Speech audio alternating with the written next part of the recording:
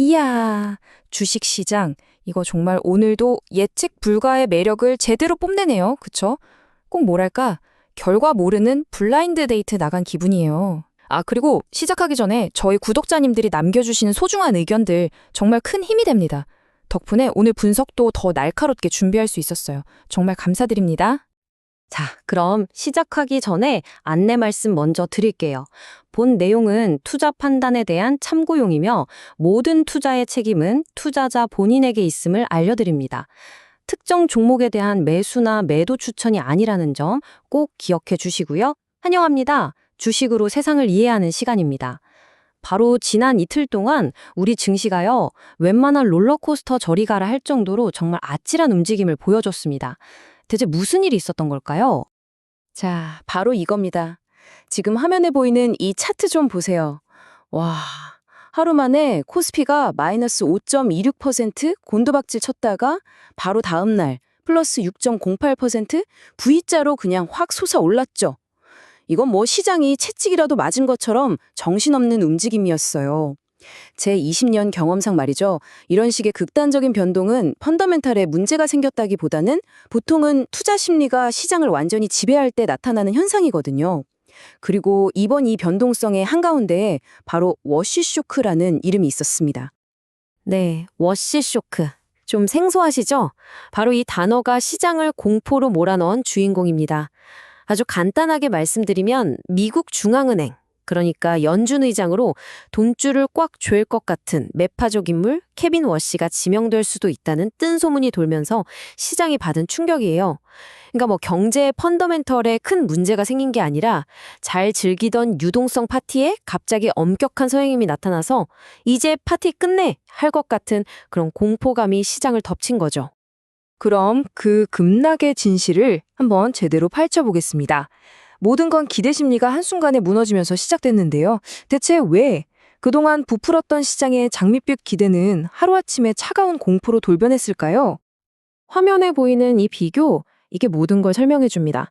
시장은 왼쪽처럼 계속해서 돈을 풀고 금리도 낮은 이 비둘기파적인 상황이 계속될 거라고 기대하고 있었어요. 아주 편안한 상태였죠.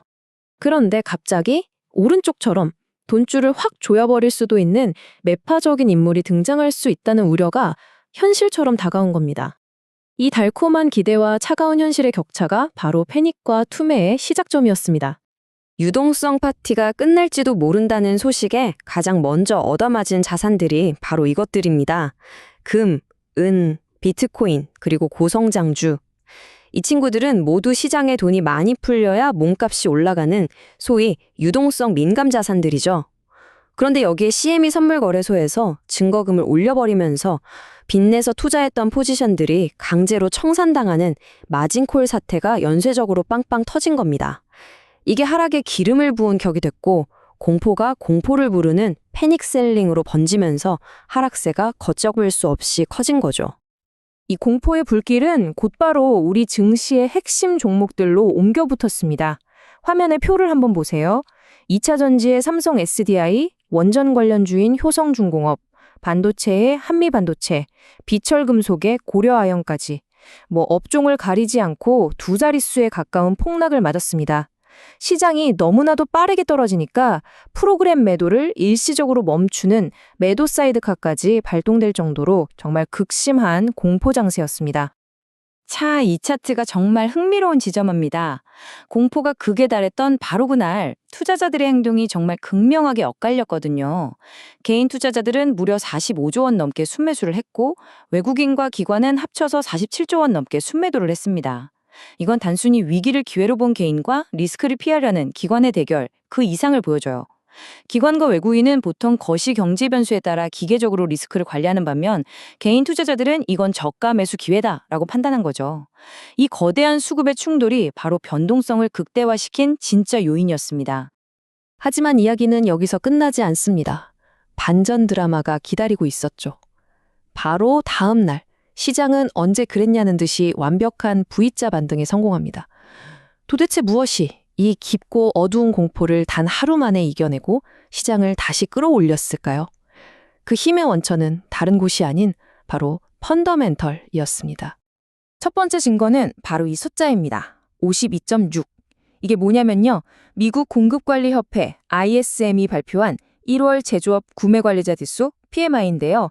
무려 1년 만에 확장 국면으로 깜짝 전환한 겁니다. 시장의 예상을 훨씬 뛰어넘는 서프라이즈였죠.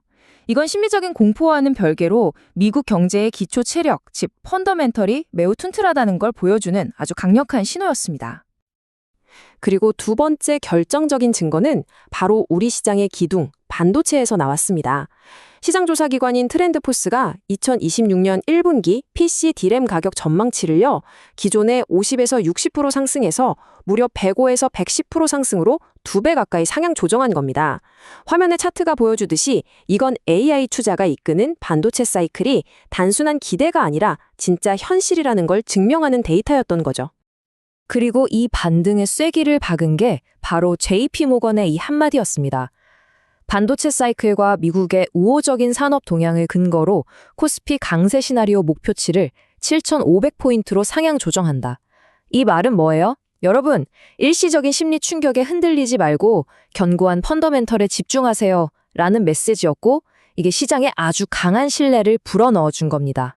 자, 그럼 이 거대한 폭풍이 지나간 뒤에 시장의 주도권을 잡은 진짜 승자는 과연 누구였을까요? 반등을 이끌었던 테마와 종목들을 살펴보면서 시장의 진짜 속마음을 한번 읽어보겠습니다. 첫 번째 승자는 단연 우주항공 테마였습니다. 일론 머스크의 스페이스X와 AI 스타트업 xAI가 합병한다는 소식이 전해지면서 관련 종목들이 그야말로 폭발적인 상승세를 보여줬죠.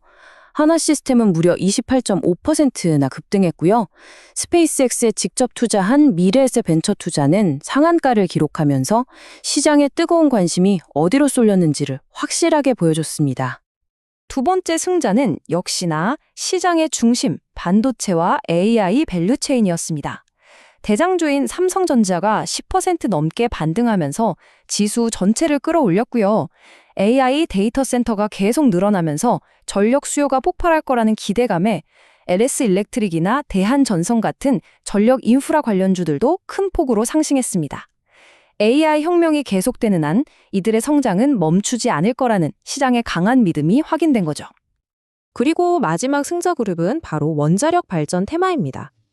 AI가 필요로 하는 그 막대한 전력을 감당하려면 결국 원전이 필요하다, 이런 전망이 힘을 얻은 건데요. 특히 교보증권 리포트에 따르면 우리나라 기업들이 정해진 예산과 기간 안에 원전을 딱딱 지어내는 온타임 온버짓 경쟁력이 세계 최고 수준이라 앞으로 수정 모멘텀이 충분하다는 분석이 나오면서 저가 매수세가 강하게 유입됐습니다.